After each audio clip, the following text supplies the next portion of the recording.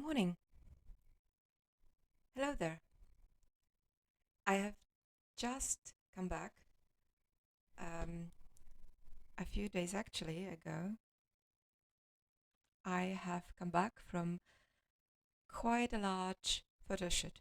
Actually, I should not be talking about the photo shoot itself because, it was a commission. So what I'm going to show you is just a little teaser. You will certainly get an extensive sort of um, essay on those shoots while they are being published. And they have been commissioned by Automobilista. It's a Polish magazine about classic cars. So the first one is, well, pre-war times vehicle, a very ancient and very beautiful one. Uh, I just hope you don't see it too well in here. uh, and it was shot on Friday evening, so the sun was setting. Uh, then there are some things that I actually would like to show you, but maybe it's not for today, uh, because those are the shots taken in the shed of the proprietor of the very car. Then the next morning, well, the weather was not getting too good.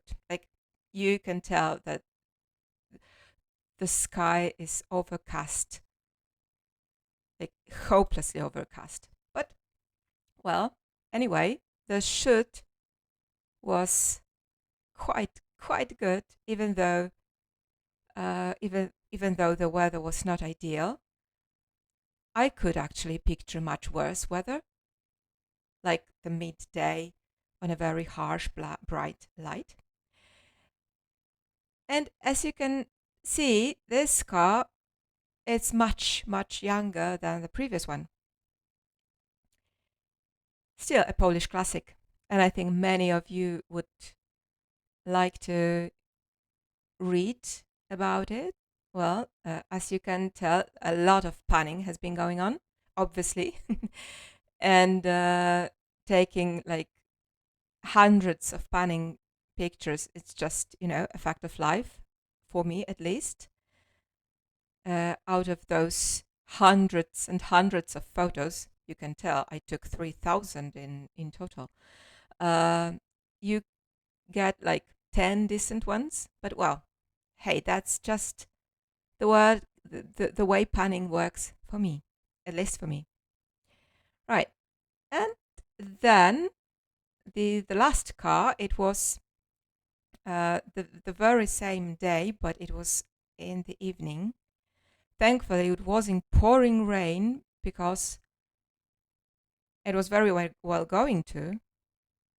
At the end, it decided to, just be a little bit overcast, and that's fine actually.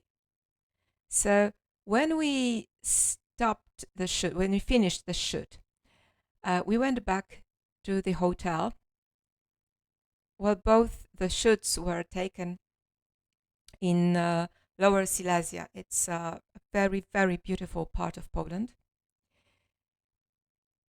and it was the most dreadful night I remember on a photo shoot. I mean, sometimes when we go for a shoot to a different location, to different locations around Poland, you quite often need to sleep over in a sometimes in a shady places because there are no decent hotels around, or maybe the decent hotels are too pricey. So you sometimes you do need to um, sleep in small hotels,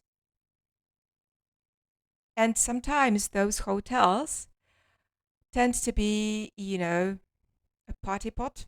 So that very night, what did we get? A wedding. or some other kind of celebration, which meant that the whole room was vibrating with beat. The bed was vibrating with beat. I just could not stand it. My husband was sleeping soundly because he was naked and his hearing is not as uh, such a nuisance as mine because I tend to hear everything. And um, the more I don't want to hear something, the more I actually do hear it. So this night was dreadful. It was just dreadful. So in the morning, I was so happy to just get up, gather my things, and get in the car and drive away. And we decided to actually visit a museum. It is a museum fairly recently opened, I guess. It's like several months old or a year, maybe. I don't really know. Uh, and this is the museum with all sorts of automobiles. And not only that, you can have all sorts of historical bikes and motorbikes and bicycles and motorcycles, even, and all sorts of uh, things. So it is really worth your while to go inside and take a look, even though the ticket is quite pricey, but you know, it's worth it really because you've got, yeah, that's a spoiler, because you've got 5,000 square meters inside. And they're going to open additional a couple thousands in next weeks or months. I don't know. So the exposition is really, really extensive and it's really great. So I believe we were the first to be there. I mean, it was certainly our cars was the first to park in front of the museum, and we had a lot of, a few minutes to just stroll around before the door was opened. And actually, I was quite sure I will not be admitted. I mean, I will not be permitted to go inside with my camera. Uh, I went to the door, and I wish I took a photo of the door because it was covered in sort of little stickers with every sort of thing, like stickers from different events or stickers from for different brands, and it was just covered in it. And on the very door, there were stickers saying, "This is not permitted, and that is not permitted." Obviously, alcohol is not permitted, and any other stuff, lots of stuff not permitted, like being loud and whatever.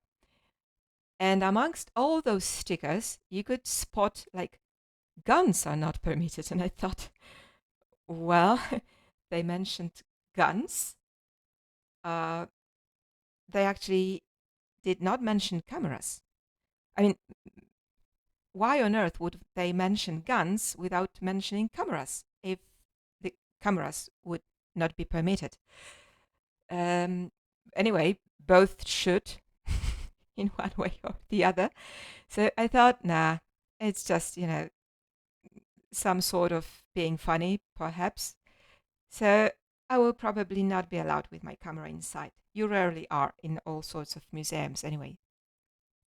So I only took one camera with me. And since I only have primes, I took 35 millimeters because I figured 24 is uh, not not ideal. It really is not ideal because it just bowels everything. Like you've got this view widened to the impossible.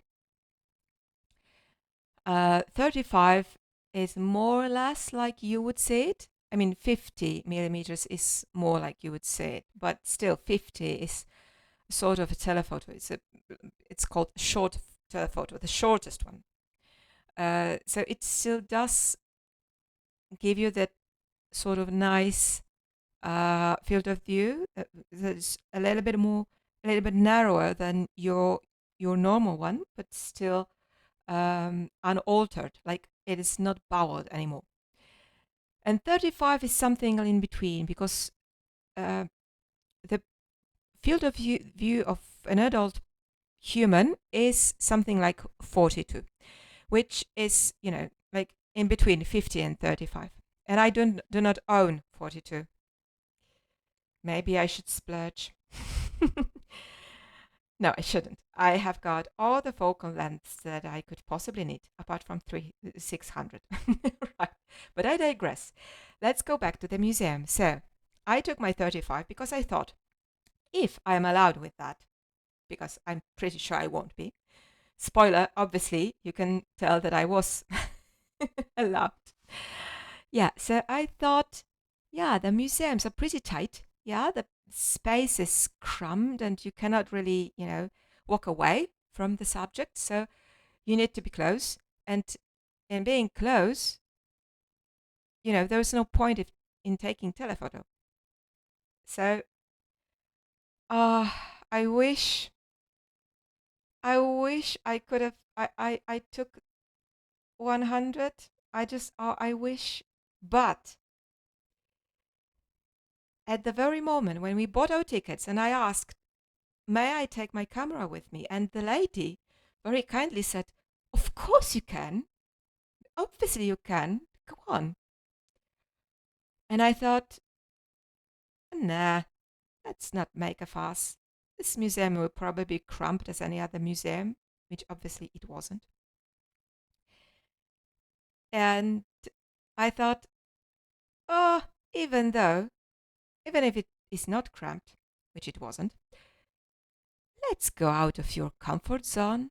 Like you always favor telephotos. You always favor longer focal lengths. You you always take all those, this distant, like sort of disconnected shoots of a subject in a specific light. But here you do not have any specific light. I mean, this is a museum, for goodness sake. It is just a sort of metal construction to house all those cars, and you do not actually have a decent lighting inside. So let's just not fuss too much. Keep what you have. You have 35. Good on you. Go on.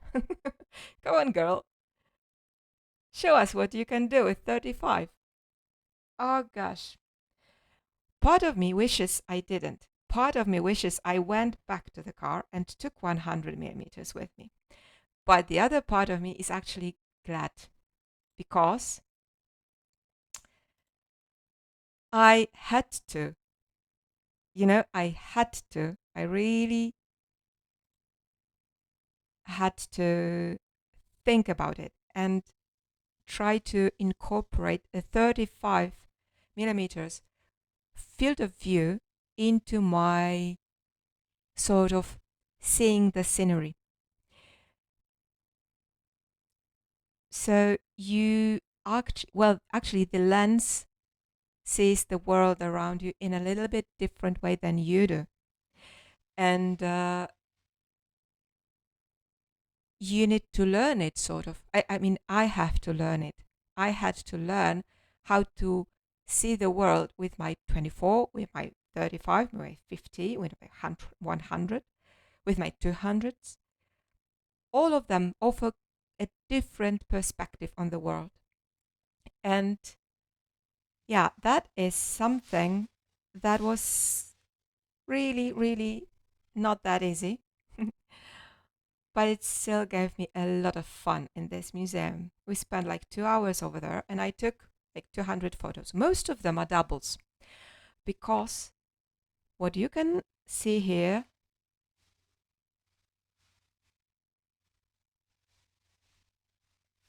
yeah, you can see, well, I dialed the aperture down to 2. And just a couple of shots later, I would dial it even further down because it was prime lens, a very decent prime lens, Sigma 35 1.4. You can see it in here. So it actually allowed me to go down a bit. Like, where is this? not here. Yep. I felt courageous. Just a couple, like 50, yeah, 15 frames later, I felt courageous and I decided to dial it down to 1.4. I was very reluctant at first, only because I know this lens and I know it is being fussy and it's being naughty.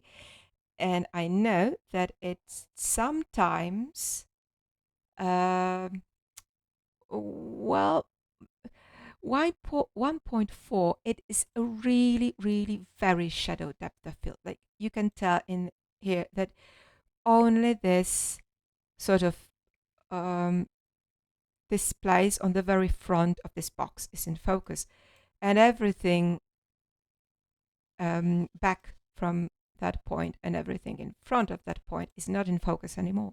So this very, very shallow depth of field, especially when you're sort of close, really close, it just, it is asking for a disaster, really, because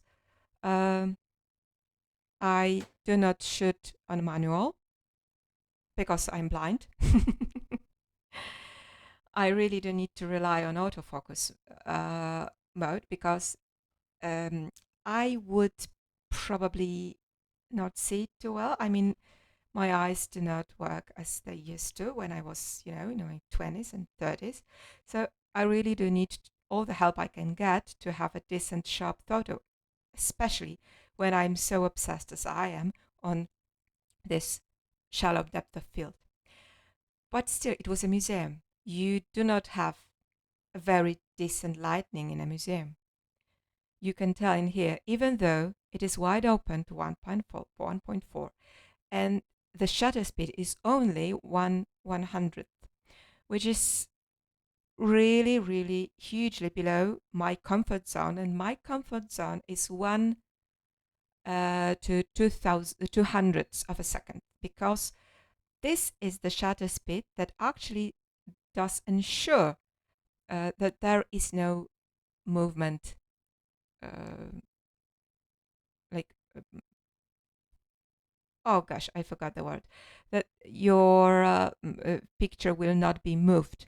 And it is your movement actually that makes uh, the problem, your movement, like the movement of your hands and your body, because you're breathing and your heart is pumping. So you actually are not still for a very long time. And one for 200ths of a second, just, it makes sure that the picture will not be moved. So going down, and spoiler alert, I went even further down, further later on. So this is really, asking for a disaster and asking for the autofocus to, focus somewhere else where you actually did not want it to focus. Right, so ISO, yeah, ISO was pumped up all the way. Like, I've got a decent camera, and my camera can cope with a high ISO. ISO, if you dial it too far up, you can have a very, very nasty noise. But as you can see, my camera is quite decent. It can cope. And besides, this new Lightroom feature, wait, where is it? Denoise, it's called. Yeah, here. I will not press it because it will take like months to complete. And besides, you do not need it on this particular shot.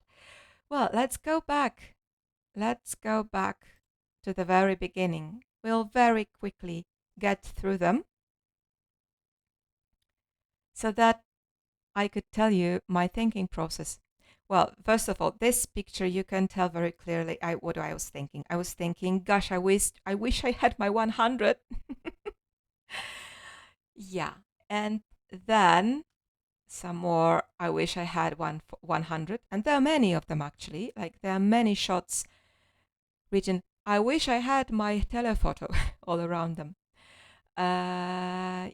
Yeah, but after just a couple of shots, I thought, well, you have what you have. You cannot go back now because you would have to pay for another ticket, and the tickets are pricey. Tickets are pricey, so no going back. You've got what you've got, and you have to make it work. So I decided to incorporate this wider point of view, wider field of view. That's what I wanted to say, and try to make as much of it as possible. So let's incorporate all those shiny points. Those are lamps, actually. Let's try to incorporate those constructions in the ceiling and the background. And this one is obviously ISO 1000, far too much. Yeah, this picture is like, I wish I had my telephoto. And this picture is just crap. And this is quite decent, but I really prefer this one. Like this is 1.5, 1.4. And from this point on, I decided, well, so what? Just like make it blurry, make it dreamy, make it like you as you wish it. Just take a couple of frames to be safe. At least one needs to be, decent. Yeah, this frame is not decent at all. I wanted to capture this Triumph logo, but yeah, the logo is just too small for for 35 to work. Shame. And here you can tell ISO, native ISO 64 and 100, and the aperture wide open, and the picture is sharp enough and suddenly very, very dark and very moody, and I liked that very much. Actually, it was an accident, this photo. I didn't want to take it with that settings. I did not know. I switched something, and I thought, oh gosh, it looks so nice. Actually, it looked nicer on the spot that it does in here. And you can tell by the size that it was taken on the LCD sensor, which I normally don't do. But sometimes I do because is another one, because I don't like to lie down. I don't like to lie down with my clothes and all. Well, my in this museum I was not dressed for a photo shoot. Normally, I would dress in like the most crappy clothes I have, because I know that eventually I will lie down on the ground, one point or the other. And in the museum, I just didn't want to do it. So I didn't lie down. I just kneeled down and I placed my camera on the floor. And I had to have my LCD like out to take this photo. Right. So I actually do like it a bit. It's not it doesn't make for a sort of frame picture, but I do like it. And you can see a little tiny bit of noise in here, but come on. It's just a memory keeping. It's not the best picture on earth. Yeah. And here we are back on the viewfinder, which I prefer really. And it's another decent one. Yeah. You will see a lot of photos tilting right. And I can't help it. It's just my posture problem, I guess. I do need to, tilt it back left in Photoshop afterwards. Right. This picture actually could not have been taken with telephoto, because with a telephoto you would have just a very, very scarce piece of this car. You wouldn't have all the surroundings, because And if you wanted to have all that lamp, uh, this red mm, metal pieces, you would have to go very much further away from this car. And if you went further, this light would have actually obscured this shiny golden piece in here. So yeah, I'm quite happy with this one. Yeah, maybe this one is even better. Now, yeah, that's me. That's me. And it was not even on purpose. Right, because you see what is in focus. This car is in focus and not the mirror over there. Right? Another tilting, it's just tilting down. Right. Another one with the light. Yeah, some crappy ones.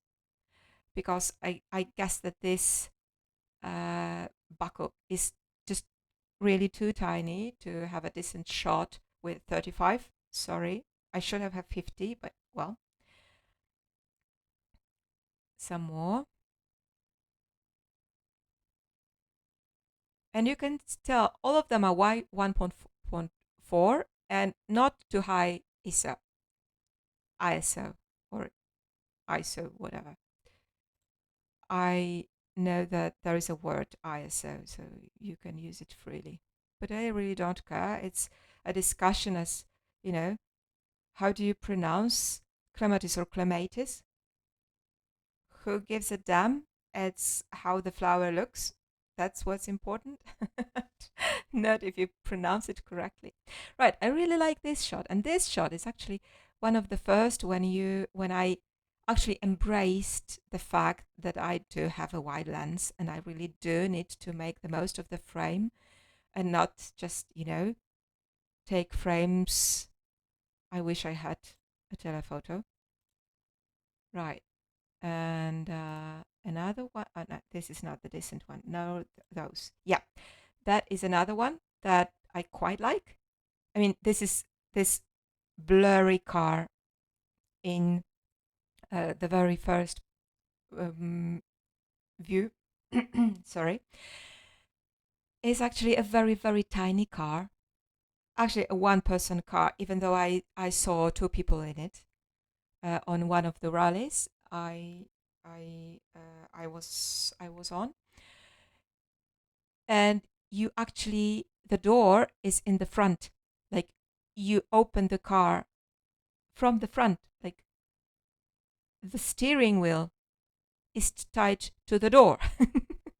So it is really, it's a funny car, and I decided to make a frame out of it.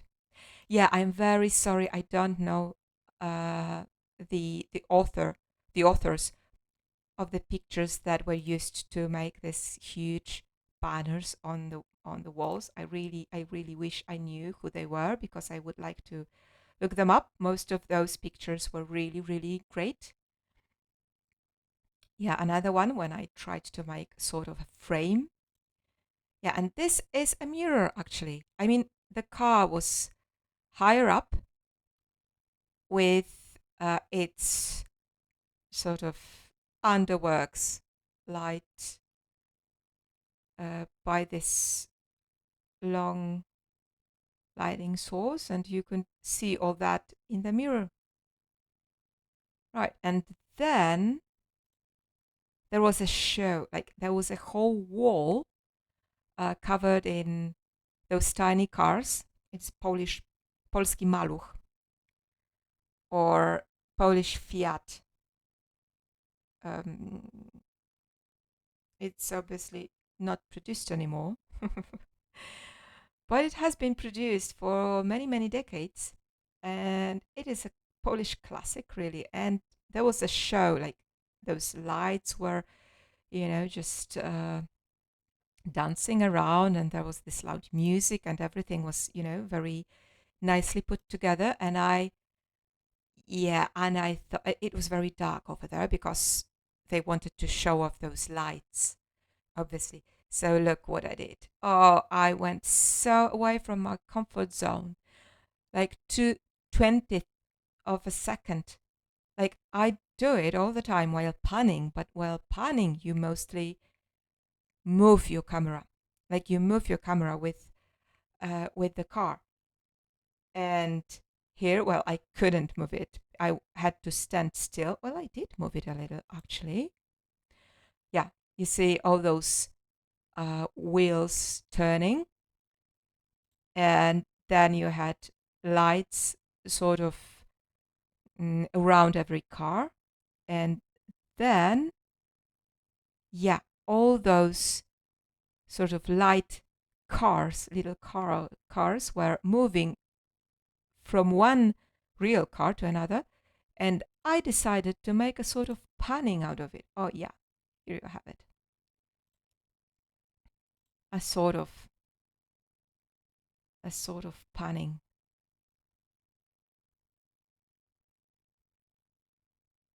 Yeah, most yeah.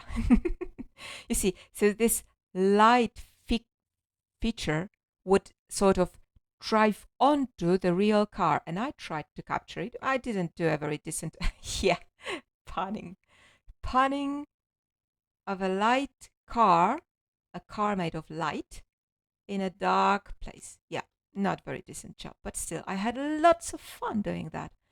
And this is fun of really stepping out of your comfort zone and doing stuff that you would normally wouldn't do, because at the spot you think, what the heck, let's just try it. Yeah. I really like this quotation.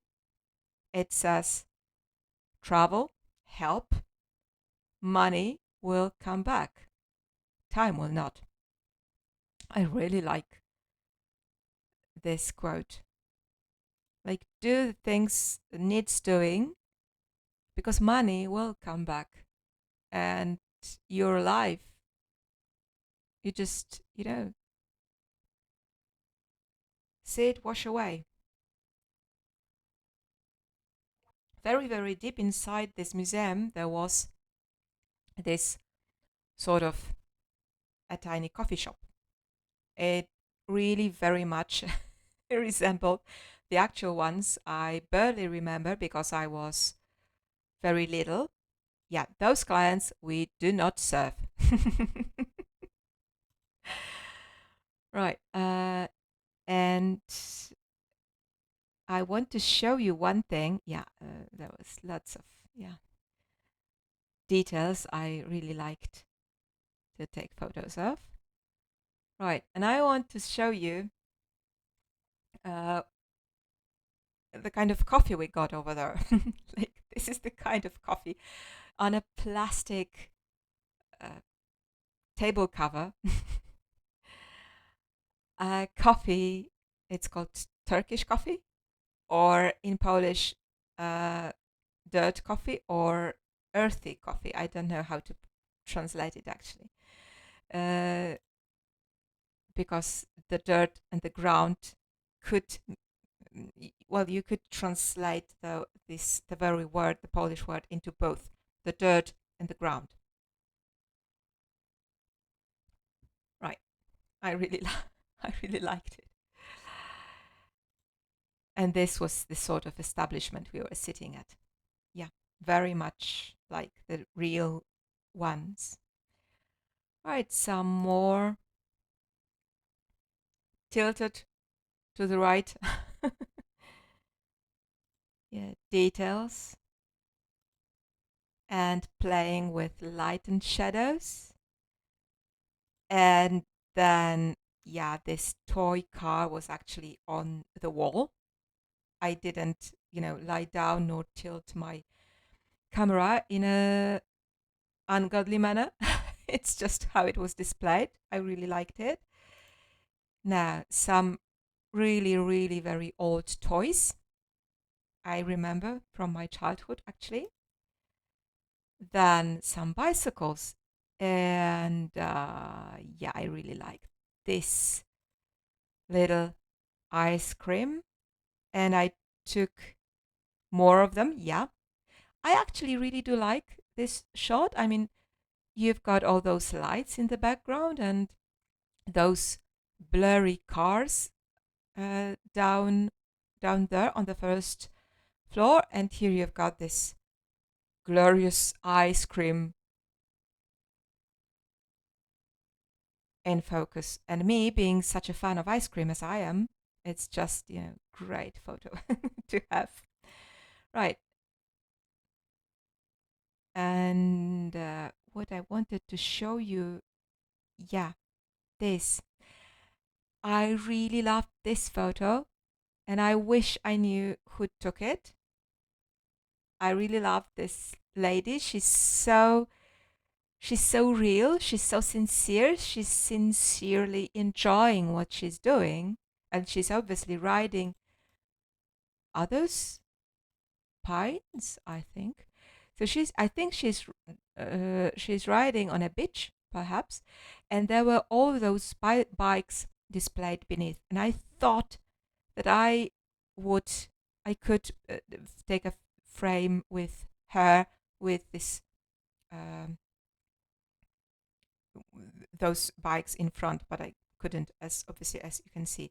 And being at 35 millimeters, I couldn't take a pano shoot because uh, 35 millimeters bowels it a little bit. So if you took like one shot over there and one here and the third in here, they wouldn't stitch up because each of them would be bowled in like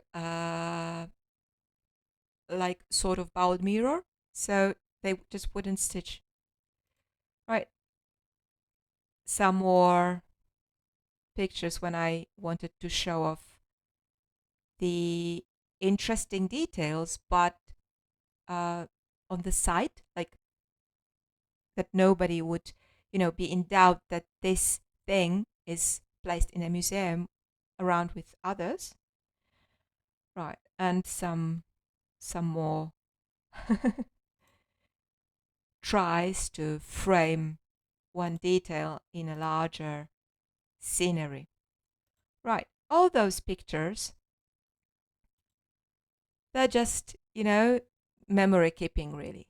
They are nowhere near any, decent shots that I would like to take, because I would normally take them outside as if I wanted to shoot a car. But over there, it was not shooting cars, it was shooting the museum really rather than cars. So I am quite glad that I did not take the telephoto. I mean, stepping outside of your comfort zone pays off every once in a while because it is a creative exercise, and I feel refreshed every time I do it. I so frustrated as well. Like I was cursing, like, you know, very much all the time. I wish I had my 100. But, in the end, uh, I'm glad I had my 35. I think I like this lens more now. And I think I really like those photos. Even though they're not frame worthy, they are nothing ingenious, really. And I still need to edit them, obviously, because as you can tell, they are all straight out of camera, but with camera standard settings. So they are just raw files pretty much. And I do need to edit them to adjust white balance and all sort of stuff. Yeah. Let's not fool around at the moment. Yeah. So yeah, uh, just don't stay in your comfort zone all the time. I mean, it is cozy over there, yeah, but just step out sometimes. Even if you do not like the outcome very much, I bet you will like the process. Right. I hope you had some sort of inspiration out of my sort of disastrous decision to take my one of my least favorite lenses into a museum. Right. Have a nice day and see you soon. Bye.